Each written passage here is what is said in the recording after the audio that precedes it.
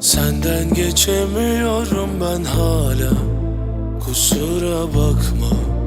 Özledim ama söyleyemiyorum. Her detayın aklımda, unutmam asla.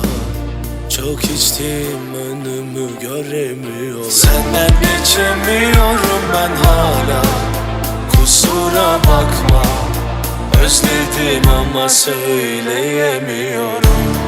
Her detayın aklımda, unutmam asla. Çok içtim, önümü göremiyorum.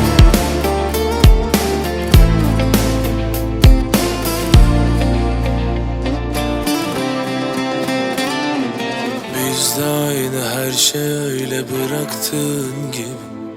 Evet, hala düzeltmedim uyku düzenimi. Ne arayan var ne soran var senden sonra benim.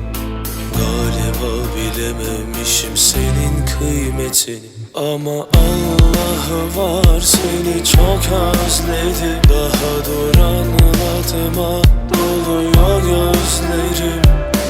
Yanamam yok, yanamam yok. Sensiz beni ben de sevmedim. Senden geçemiyorum ben hala, kusura bakma.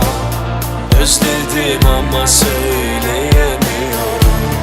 Her detayın aklımda, unutmam asla. Çok içtim, önümü göremiyorum. Senden geçemiyorum ben hala, kusura bakma. Özledim ama söyleyemiyorum. Her detayın aklımda, unutmam asla. Çok içtim, önümü göremiyorum.